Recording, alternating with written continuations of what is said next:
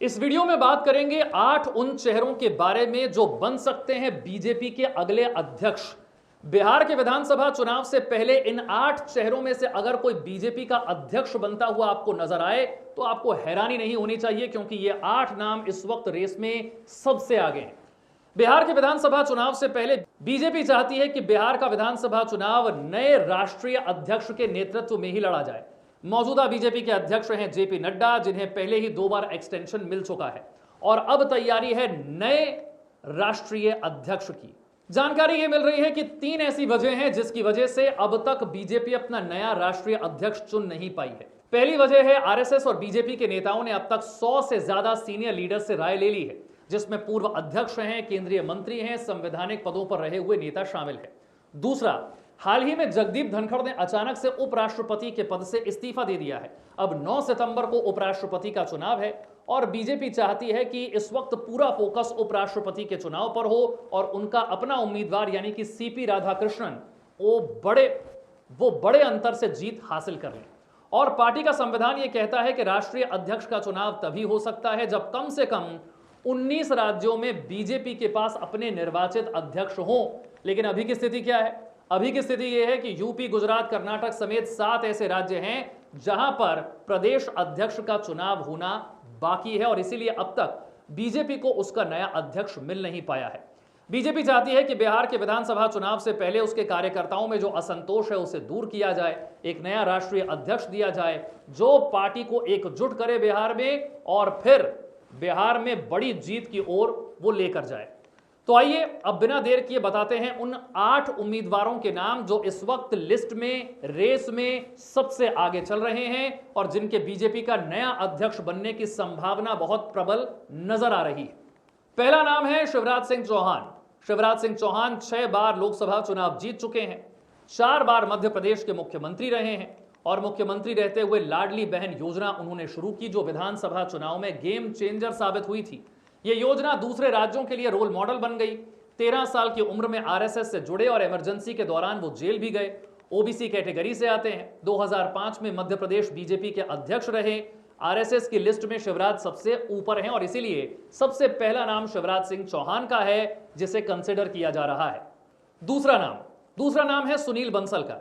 सुनील बंसल के पास 2014 के लोकसभा चुनाव में उत्तर प्रदेश के सह प्रभारी और फिर 2017 में प्रभारी की जिम्मेदारी रहते हुए पार्टी को कामयाबी हासिल हुई थी। इसके अलावा उड़ीसा, बंगाल और तेलंगाना के प्रभारी के तौर पर भी उन्हें कामयाबी मिली, जो इनका बहुत बड़ा प्लस पॉइंट है। सुनील बंसल को यूपी में बीजेपी का चाणक्य तक कहा जाता है। संघ से नजदीकी के साथ साथ उनके संगठन में काफी अच्छी पकड़ भी मानी जाती है। अब बात करते हैं तीसरे नाम की। तीसरा नाम है धर्मेंद्र प्रधान। वर्तमान में केंद्रीय शिक्षा मंत्री हैं, बीजेपी के अनुभवी संगठनकर्ता हैं, ओडिशा से आते हैं जहां बीजेपी अपनी पकड़ और भी ज्यादा मजबूत करना चाहती है। बीजेपी मोदी और शाह की टीम जो है उसके भरोसेमंद सदस्य वो माने जाते हैं। 40 साल का राजनीतिक अनुभव है, बड़े ओबीसी नेता हैं, 14 साल की उम्र में एबीवीपी से जुड़ गए और 2010 में बीजेपी के राष्ट्रीय महासचिव बन गए। संगठन में मजबूत पकड़ है, 2 बार लोकसभा और 2 बार राज्यसभा के सदस्य वो बन चुके हैं। अब बात करते हैं अगले नाम की। अगला नाम है रघुवर दास। रघुवर दास झारखंड के पहले गैर आदिवासी मुख्यमंत्री रहे। उन्होंने झारखंड में 5 साल का स्थिर शासन दिया, जो राज्य में पहली बार संभव हो पाया था। उनकी जमीनी कार्यकर्ताओं और बीजेपी संगठन में मजबूत पकड़ मानी जाती है।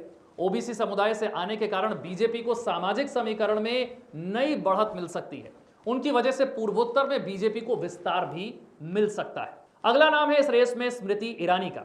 कई अहम मंत्रालय संभालने का प्रशासनिक अनुभव उनके पास है। पार्टी के लिए मजबूत महिला चेहरा है।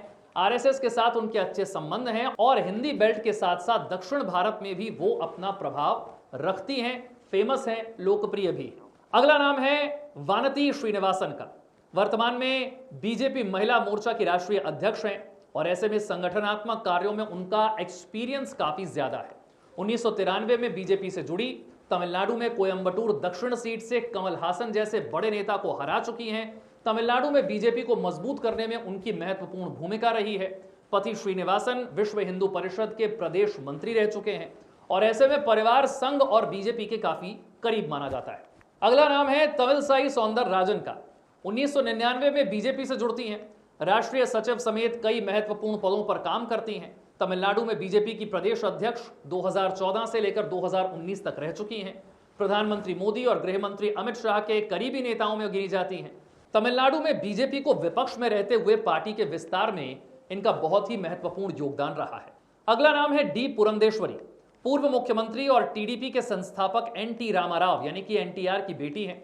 उन्होंने पहले कांग्रेस में रहकर केंद्रीय मंत्री के रूप में काम किया, फिर बीजेपी में शामिल हुई। फिलहाल आंध्र प्रदेश बीजेपी अध्यक्ष हैं और इनको राष्ट्रीय अध्यक्ष बनाने से पार्टी तेलुगु राज्यों खासकर आंध्र प्रदेश और तेलंगाना में जनाधार हासिल कर सकती है, पार्टी को फायदा मिल सकता है। तो ये वो 8 नाम हैं जिनमें से एक बीजेपी का नया अध्यक्ष बन सकता है और बहुत संभव है कि बिहार के विधानसभा चुनाव से पहले ये फैसला हो जाए।